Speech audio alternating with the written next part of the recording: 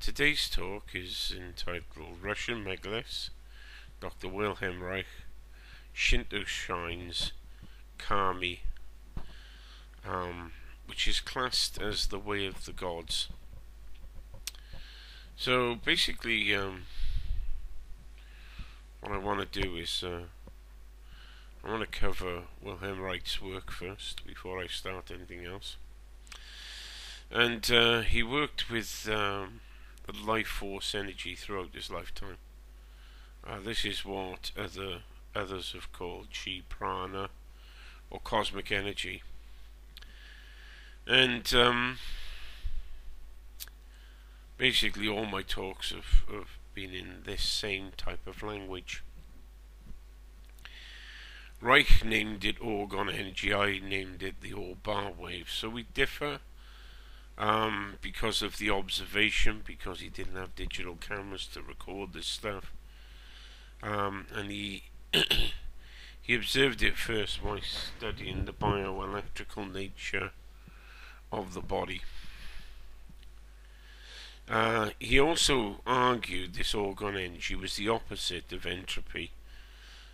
Entropy is a concept where of the science world, where everything goes from order to disorder, and he believed that orgone energy did the opposite, which was the concentration and organization of matter. I absolutely agree with that fact, that the all-bar wave is the process, or the orgone energy, if you're looking at it from Reich's point of view, is the process which brings matter into existence, and therefore is the process which actually is the organizing system of the material world. Entropy I never understood properly, mainly because if you have a system that is going from order to disorder, firstly, how did it gain its order? And secondly, how can you have evolution? Because evolution is a process of going from disorder to order. So there's a lot of errors in the ways of thinking, and I think that if we go back to understanding this life force, as the missing dark matter, dark energy that sort of filled its space, we would begin to understand the universe far better than we do now, and be able to predict far more events than we can now, because we're not doing very good at it. And with the changes with the sun and the orbs attaching to the sun and stuff like that, I think it leaves science a little bit, well, we better take the sun, the helio viewer, or the viewer that you used to take the sun, we'll take it offline for a while, because we can't explain it. So I'm going to carry on with Reich's. So Reich believed that traumatic experiences block the electrical flow of the body. I agree with him, absolutely. Working with energy, people who have had types of trauma are more susceptible to the cancers. Energy spirals from these blockages out of the body, and I've been able to teach a number of people how to feel these with their hands. He was sentenced to 2 years in prison, and all his publications were burnt, and he died in jail a few years later of heart failure. There's not really much you can say about that. We can all enter into all sorts of conspiracies at the point. At this point, you could, but at the end of the day, if he was curing cancer, as he said, and I believe that he could do, then he's a threat to the people who require people to have cancer.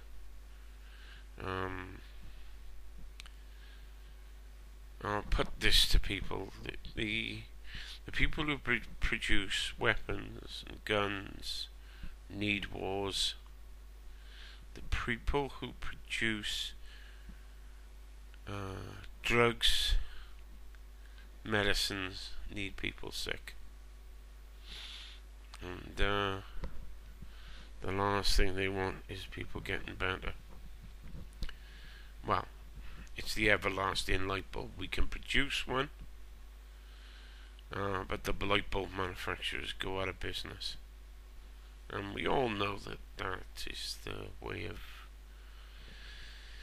built-in obsolescence, and keeping your markets good. It's not great for people to require sick people so that the drugs industry can carry on making money.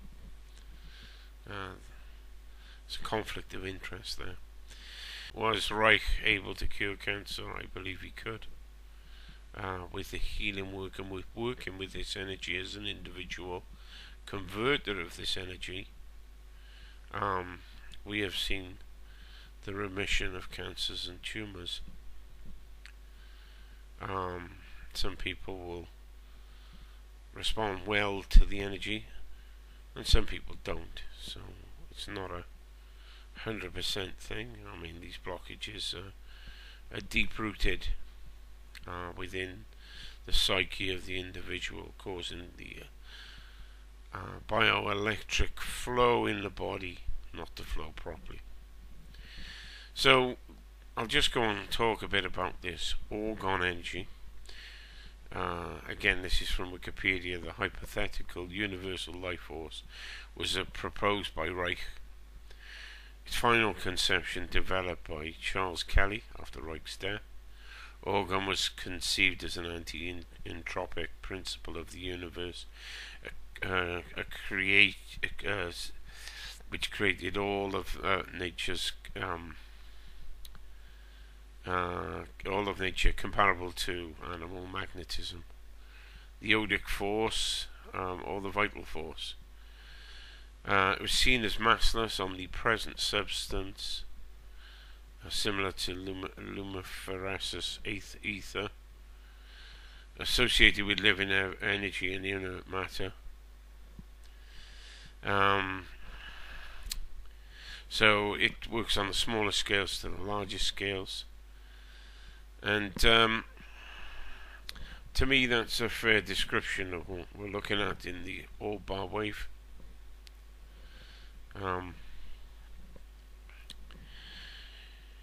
Pretty simple to me. And so that was Reich's take on this, what we can call ether, chi, energy, orgone. What Reich did is developed a cabinet which was layered with materials. So in real effect, it was these processes were creating a directional flow of energy, very similar to a semiconductor. Leaving the electron on the surface of the cabinet and converting it to an unbound state energy. Now, this stuff is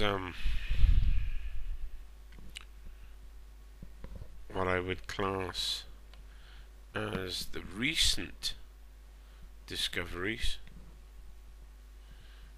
of semiconductor properties. So a semiconductor is a material which has electrical conductivity between a conductor such as copper and an insulator such as glass. So what Reich did is add a layer of metal and a layer of cotton, and a layer of metal and a layer of cotton. So these semiconductors are now used in our electronics industry, but what we're talking about is insulators and conductors, and semiconductors work in the same way. So Reich got there first. Reich produced a semiconductor, but of course the quantum physicists now only see this energy working at a quantum state. They don't see it working as a fractal energy field. Semiconductors are very useful devices for amplification of signals, switching, energy conversion. So even Reich was talking about this layering of it, an insulator and a conductor, understanding the properties of the semiconductor relies on quantum physics to explain the motion of electrons through a lattice of atoms. Now, so the electron has the negative charge, which Reich was saying that the negative charge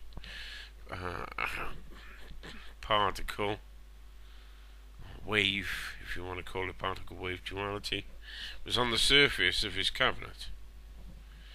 And through that process of semiconductivity, the electron actually breaks up into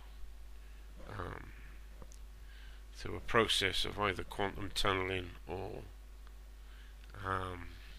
spin charge separation into three unbound particles. And this is, we are staring at the ether. We are staring at what the ancients were telling us.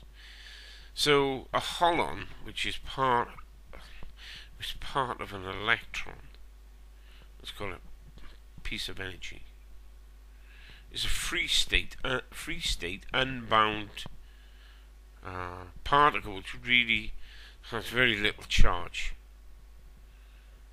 and it can be created through use of semiconductors. And Wilhelm Reich got there first, and it's pretty simple to me that why hasn't anyone acknowledged this to be the case? Why hasn't anybody acknowledged that that he got there first? I'm not quite sure. He got there years before them, years and years before them. And so we have the electron now breaking down through semiconductors into an unbound particle, and this is the ether, or part of the process of ether, part of the process of the Aubar wave, part of the process of the unbound particle. So I'll give you a description of what the scientists have come up with. So it's to describe the holon now. So this is something with very little charge, and they describe it as a goose. As an individual, because they try to give an analogy to it. Each goose is an individual holon. The flock makes up the social holon. Although the flock moves as one unit when flying, and is directed by the choices of the lead goose, the flock itself does not have to follow the lead goose. Another way to consider it would be collective activity that has the potential for independent activity in any one given moment. Right, so you have these particles that behave like a flock of geese, that can sort of have free will, highly organized. Everything that Reich says, that he believes that the ether is the opposite to disorder. And this is what they're telling us. They're telling us that this particle, which is made out, which can be observed through the work with semiconductors, and semiconductors are using layering of materials that have good conductivity and poor conductivity. Well, he was doing that in his cabinets. And so Reich got there. Quantum physicists are slowly getting there with the work on semiconductors. And so who got there first? Well, we have one of Reich's semiconductors, or the lattice of atoms of high and low resistance. And it's a well-known, to me it's a well-known fact that sedimentary rocks, so what you have pictured alongside is a Russian megalith. These are believed, I don't know what the official date, 25,000 years, but of course, people are going to, there's not much work on it, but these megaliths are old. How old they are, it's very difficult to date when a rock was cut. The only probable way that you could date when they were built is by taking them down and carbon dating stuff that's underneath them, and even carbon dating isn't a very accurate way of dealing with it. So what we have is megalithic builders maybe from 25,000 years ago in Russia building these structures. And what they do is they act like semiconductors. There's a crystal lattice within the sedimentary rock, which converts the outside energy. Or these are my ideas anyway, and I think that they would need testing. But we have enough images of the stones firing the ore-bar wave out of the top of them. We have 50 sequence photographs, and you'll see them on my website. I'll just put a quick one up of rollright stones. This is fired up the tip of a megalith. The bedding planes are usually vertical on most of these rocks, and therefore the electrical pulse, or the conversion to the massless, or to the stuff which is the Prana, chi, life force, or bar wave, is then fired out the tip of the stone. So what we've done, and we're going to be doing some tests on this, we're going to be trying to repeat some of the Seed of Plenty research. We're going to be putting seeds into this quartz lattice that we've built to mirror the megaliths from Russia, and we're going to see whether they, because this odic force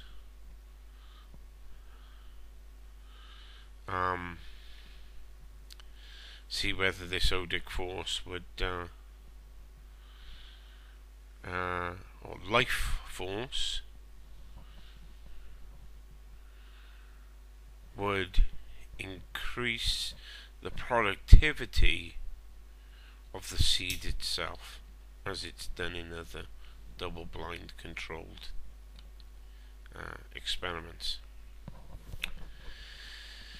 So these megaliths from Russia match up, as far as I'm concerned, with the Japanese ideas of Shinto.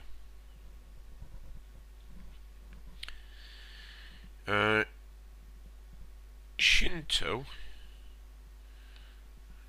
or the Shinto shrine, is a place where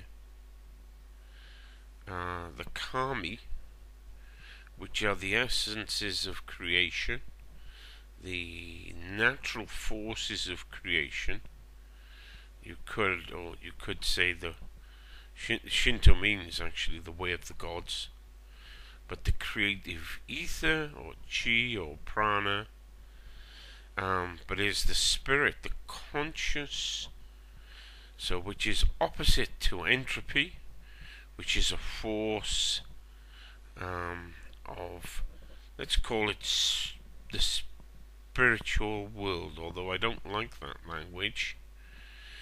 But it is the opposite to the entropy idea, which is order to disorder. This is the stuff which creates from disorder order. And how it does that, I believe, is through consciousness. So the Shinto religion is based around the Shinto shrines are based around these special places that has the divinity or the supreme being or the spirits or natural forces presence. So I'm just going to read you a little bit about the Shinto. In other cases, such as those concerning the phenomenon of natural emanations, kami are the spirits dwelling in trees or the forces of natures. Right, so we know in one of those photographs with the holon, and I'll put it back up now,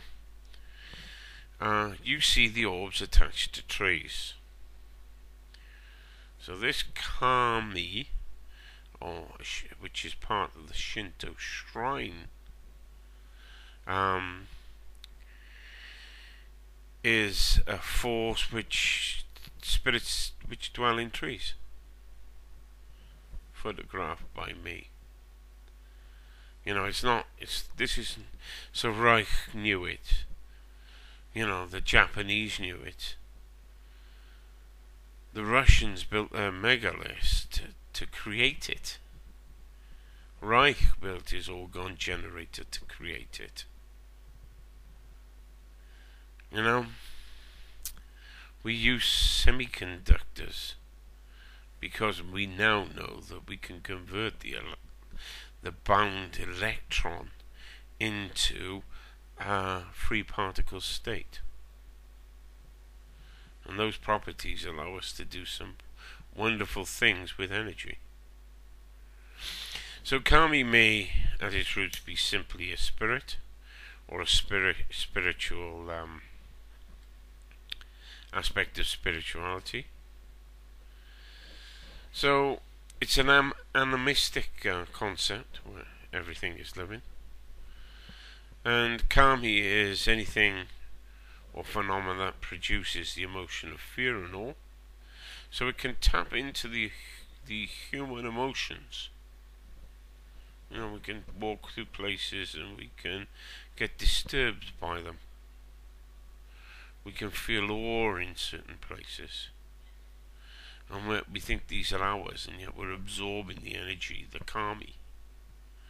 We're absorbing the energy of creation, with no distinction between good or evil. So it doesn't even work in the way that man thinks things. It is just an energy force. And so we have the Shinto shrine. We have the concept of kami. And what I've put as a final image to this talk, and obviously the way of Shinto, the way of Prana Chi, the way of Reich, the way of the megalithic builders, all understood how the negatively charged electron can be converted through the use of the crystal lattice in sedimentary stones into a kami, whether you want to call it a kami, a prana generator, an orgone generator, or a generator of the orb-bar wave phenomenon. On the fronts of, on the Shinto shrine, which you see below on the photograph, the same structure, that crossbar with two supports, is carved on the front of the top right hand as you face it, carved into the front of the stone. We have these similar structures. Now we're talking of Russia and Japan now. We're talking of 25,000 year old, maybe 25,000 year olds. We can leave the archaeologists to date them, but it's a long time ago. And we're talking of them in Russia, and we're talking of them in Japan.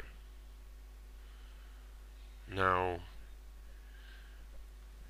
these things have not grown up independently, or if they have, then that independent knowledge must have been generated from the same type of thinking, and that is from the understanding of chi, prana, life force, and the orb-bar wave.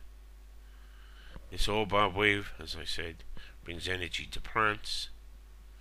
It is the placebo that the doctors cannot find out why it works. It is the stuff that delivers healing to people. And so, it's just another video repeating the same old stuff that I've been repeating in a different way. Thank you very much for listening. Let's hope people can start to grasp this stuff. Thank you very much. Goodbye.